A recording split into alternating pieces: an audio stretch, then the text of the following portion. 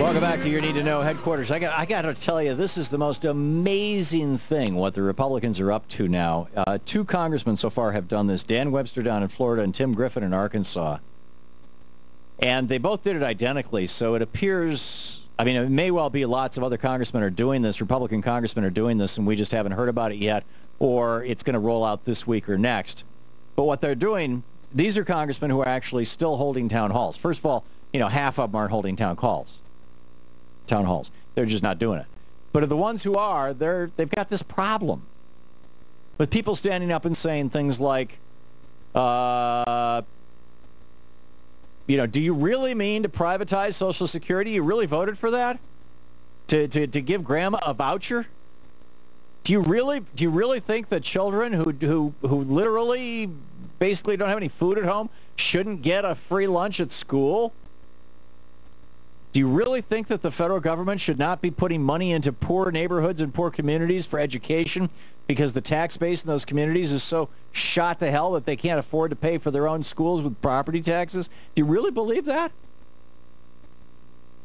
Are you really that nuts? Do you really think that billionaires should get tax cuts and oil companies should get a $4 billion a year subsidy while we're asking our children to go without health care or food or education? Do you really believe that? So what these guys have done, what these Republicans have done so far, Dan Webster, Florida, Tim Griffin in Arkansas, and I'm sure you could call their offices. Maybe they'd even send you a copy. Go to callcongress.org. The phone number's there. What they have done is when people showed up at their last town hall meetings and asked these kind of tough questions, they took their pictures. They recorded them. And then they put some, who knows, private detectives, staffers, who knows, on them, found their Facebook pages, found all the personal information that they could get, and then they created wanted posters, a wanted poster with 5 or 6 names on it, with the faces, the pictures, and the addresses, and the information about these people, and how to contact them, and, who they are and where they are. And when the next town hall was held, they passed these things out, these wanted posters, to everybody by way of saying, you ask a tough question, you're going to be on this wanted poster next. And also by way of punishing the people who asked the last tough questions. So, for example, one person on the list is a cancer patient who asked Congressman Webster, this is Dan Webster from Florida, who asked Congressman Webster, what might happen to people like her under the Republican budget proposal? That's all. She's a cancer patient. She's 66. Another is a 66-year-old Vietnam veteran who, upon hearing the list, that he was on the list. Because he got up and asked a question. He says, that's pretty weird. Someone asks a legitimate question, all of a sudden somebody's got a dossier on you? It's the kind of thing they used to do in old Russia. Be afraid. Be very afraid. This is the new Republican strategy. I mean, they're trying to prevent people from voting. Okay, if you don't have enough money to buy a car, you don't have a driver's license, you can't vote. If you're a college student, we're going to make it really, really hard for you to vote. If you live in an inner city where you don't need a car and you don't have a driver's license, you can't vote.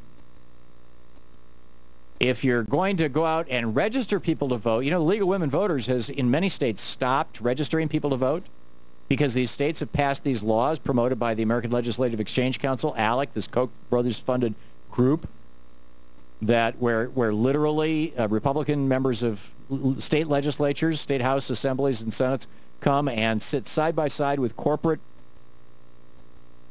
CEOs and frontmen and lobbyists and vote on legislation that has been written by the lawyers for the corporations, and then they introduce it in their states. And in some states now, for example, if you register somebody to vote, everything's nice, fine, legal, and you turn it in 4 days after you did rather than 3 days, you can get a fine. You get slapped down. I mean, they're trying to criminalize registering people to vote.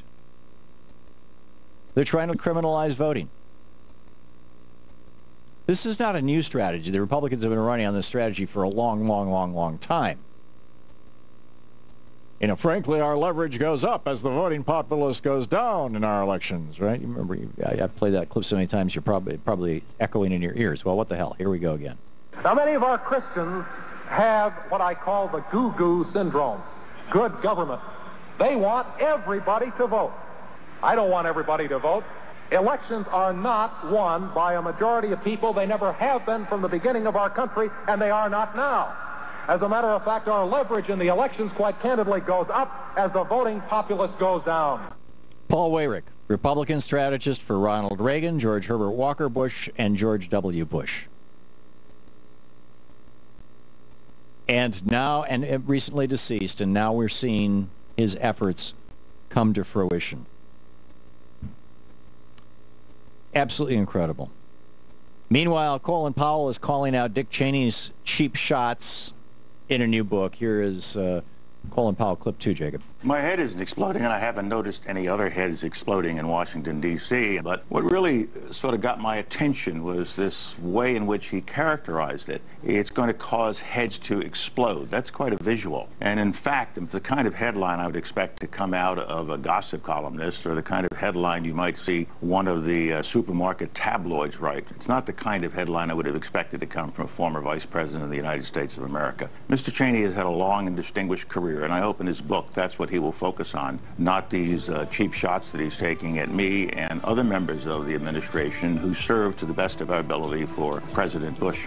No, he's focusing on the cheap shots, and he's talking about how he's a war criminal and proud of it, and he doesn't mention the fact that he got 5 deferments from going to Vietnam. Doesn't mention it at all. Not a word. No siree Bob. Colin Powell, who served his country with distinction. We'll be back. You're listening to the Thom Hartmann Program. Call 866-987-THOM. It's the wealth inequality gap, by the way. $2 out of $3 in America in the last couple of years went just to the top 1%. What?